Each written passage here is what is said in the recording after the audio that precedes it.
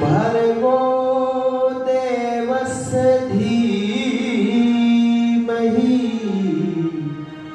धियो यो न प्रचोदयात्।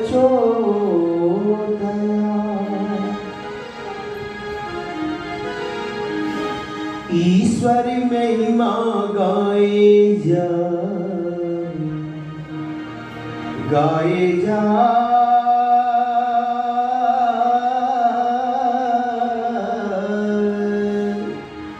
ईश्वर महिमा गाए जा सुबह और शाम। भक्ति भजनी बिन मानिवा जीवन तेरा बेकार, जीवन तेरा बेकार। ईश्वर महिमा गाए जा सुबह और शाम। भक्ति भजनी बिन मानिवा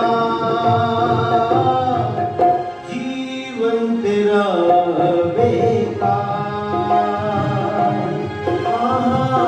जीवन तेरा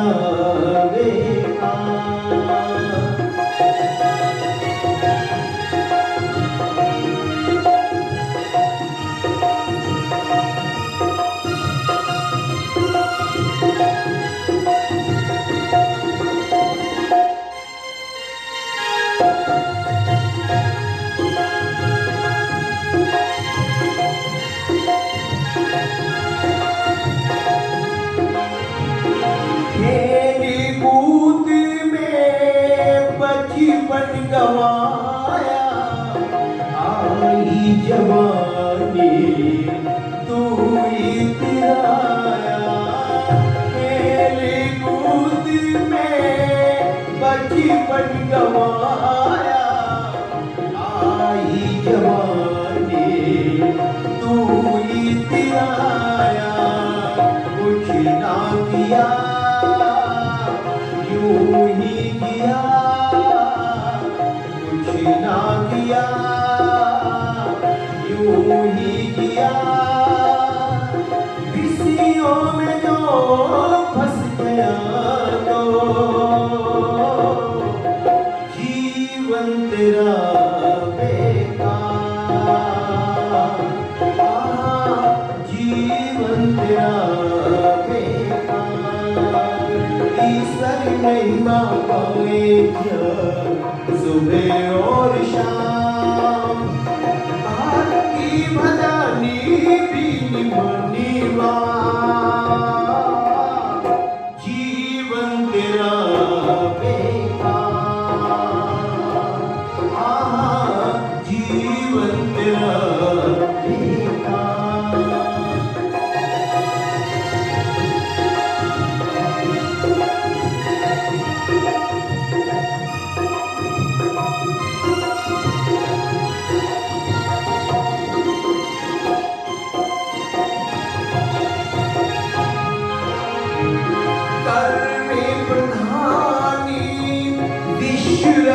राखा, जैसा किया तैसा फल जाता। करनी प्रधानी विश्वरज राखा, जैसा किया तैसा फल जाता। तूने न जाना ना पहचाना, तूने न जाना ना पहचाना। विषयों में जो फंस गया तो जीवन तेरा बेकार। जीवन तेरा बेकार।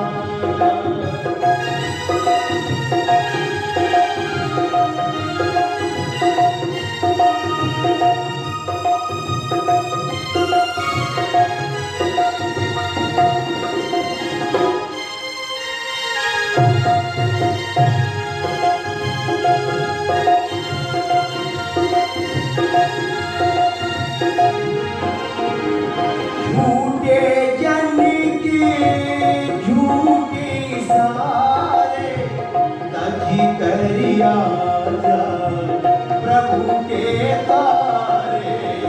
झूठे जन के झूठे सारे तजी करिया जा प्रभु के तारे। कर सत्संग भक्ति में रंग, कर सत्संग भक्ति में रंग। भक्ति से जो जुड़ गया तो जीवन सफल हो जाए। जीवन सफल हो जाए। ईश्वर महिमा गाए जाए सुबह और शाम। भक्ति भजनी बीनी बंदीवा, जीवन तेरा बेकार। ओह जीवन तेरा बेकार।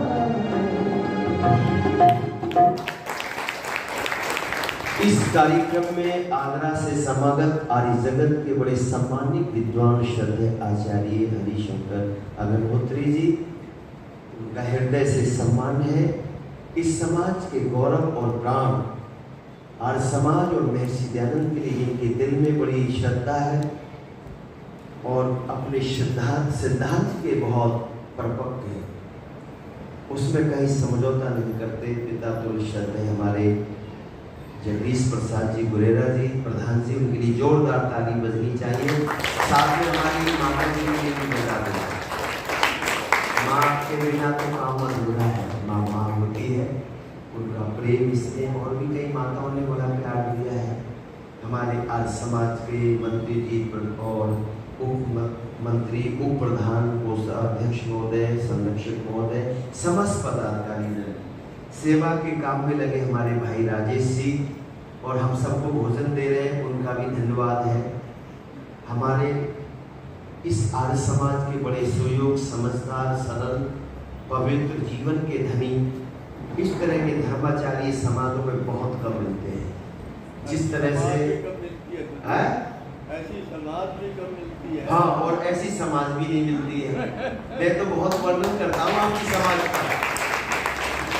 अभी मैं बयाना में था, मैंने वहाँ रिपोर्टिंग हुई है मेरी, उन्होंने की है, वो 5 दिन की मैंने रामायण सुनाई थी, राम कथा सुनाई थी। तो मैंने कहा मैं आज समाज मॉडल ग्राउंड जा रहा हूँ और वो बड़ी सुंदर समाज है, वहाँ के धर्माचारी बहुत अच्छे, उनका व्यवहार उनमें आत्मीयता है, एक अपनापन, और यही जीवन है।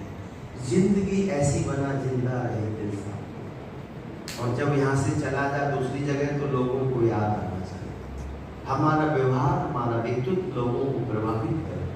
तो इस तरह के हमारे धर्माचार्य जी हैं। प्रधान जी कह रहे हैं कि आर्य समाज भी ऐसी नहीं देखती। वास्तव में आपका आर्य समाज गुरुद्वारे की तरह साफ सुथरा नजर आता है। तो जोरदार एक बार ताली बजाएं तो बड़ा अच्छा लगेगा।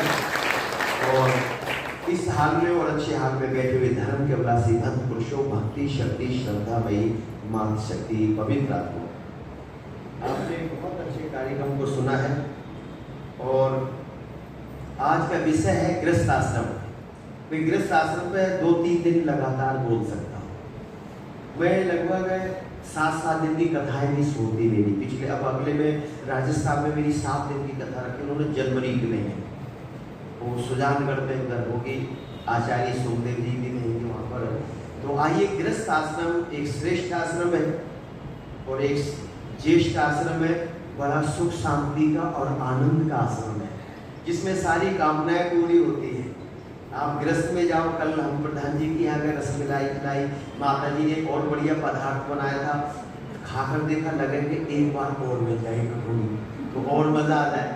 और फिर इन्होंने एक और पीला पीला जो है ढोकला कहते क्या कहते हैं, और इतना बढ़िया बनाया, मैंने कहा पुराना तजर्बा है। इन पुराने लोगों में जो होता है ना तजर्बा होता है, आज के जो नौजवान सोचते हैं कुछ आता ही नहीं, और ये पता नहीं है पोस्ट ग्रेजुएट डिग्री डिप्लोमा वाले, इनके जीवन में अनुभव है, अनुभूति है। डिग्री महत्वपूर्ण नहीं करती, अनुभव महत्वपूर्ण होता है। एक नौजवान बस में बैठा और एक बुजुर्ग व्यक्ति बैठे थे, कपड़े की सिली बनियान, चुपचाप बैठे थे, बार बार को नहीं मार देता था।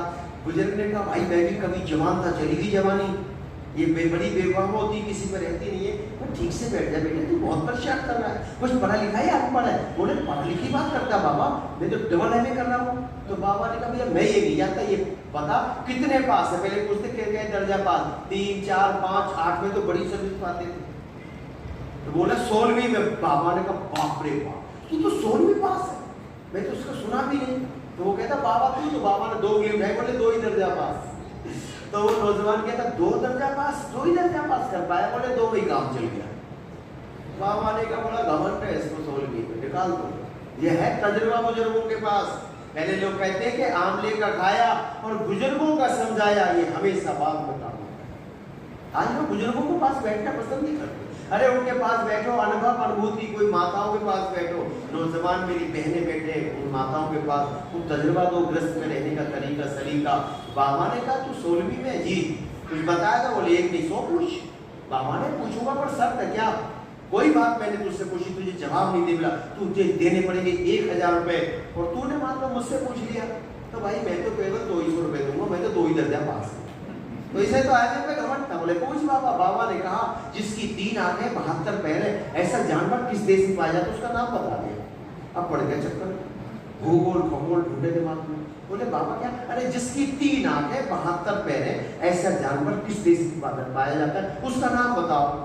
अब गर्दन हिलाया, इधर उधर देखे, पड़ोसी कहने लगे बहुत देर से दादा बनना, निकाल 1000 रुपए। तो भाई जेब टटोली तो 1000 निकले, 100 के 10 नोट। अब किसने दे दिए? बाबा। अब बुजुर्ग व्यक्ति ने जेब में रखे तो गर्मी आ गई, इसके शरीर में 1000 रुपए मिल गए, तन के बैठ गया मट्ठा पीने वाला नौजवान था, बुजुर्ग आदमी। अब ये तो मना हो गया, छूट गया नीचे सीट में। फिर थोड़ी देर बोला कि 1000 गए, निकल गया तेरा एमए, इसने मिट्टी में मिला दिए तेरे।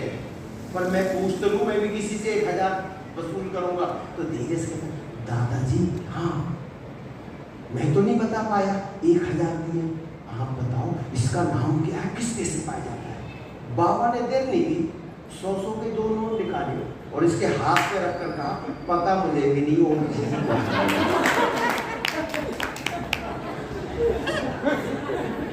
खड़ा होकर पैर छू के कहता आज पता लगा बुजुर्गों से मत उलझना, इनमें अनुभव है, तजुर्बा है।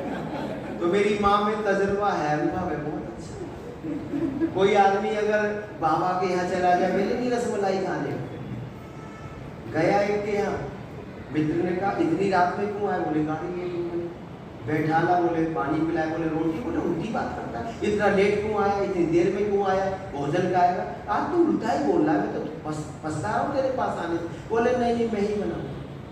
तो बोले ये तो पता है तू अकेला रहता, तू ही बनाएगा। ऐसे ने कहा कि रब ये बता तू कहीं रोटी खाए? बोले आप तो तुमने विचित्र करता, बड़ा विचित्र बात करता है, क्यों लेट आया, रोटी खाएगा? अब पूछ रहा कहीं रोटी खाएगा? ऐसा कोई पूछता है किसी से? अरे भाई भूख लगी है, तू आदमी है, रोटी थोड़ी रोड बना के रखेगा, तो 4 खा लूंगा, 4 मेरे हाथ की। तो ये डर गया आदमी, ये बहुत रोटी बनाता होगा। इसने कहा 3 मेरे हाथ की। तो इसने कहा 3 नहीं तो भाई 2 तो खा ही लूंगा। तो वो कहता 2 और मेरे हाथ की। तो इसने कहा भले आदमी तू एक रोटी कितनी भी मोटी बना दिए, एक तो मैं खा ही लूंगा। तो ये कहता है अगर एक रोटी को क्यों परेशान करता है, सुबह को देख लेंगे। अरे आचित्य भी ग्रस्त में होता है। आइए यहाँ से प्रोग्राम शुरू कर रहा हूँ। मेरे महर्षि ध्यान ने गृहस्थ आश्रम की चर्चा चौथे समोल्लास में की। कौन से समोल्लास में? चौथे में। आइए, बड़ा प्यारा कहा स्वर्ग है, विशेष सुख का नाम स्वर्ग है, दुखी दुख का नाम नरक है। अन्न पुराना घी नया हो सतवंती नार, आज्ञाकारी पुत्र हो या पुत्री स्वर्ग निशानी चार। रूखा भोजन कर सिर हो कलिहारी नार, और खोज खोवा संतानो नरक निशानी चार। कुछ नियम आपने जीवन में धारण करो, ग्रस्त सुधर जाएगा। एक गीत याद आया।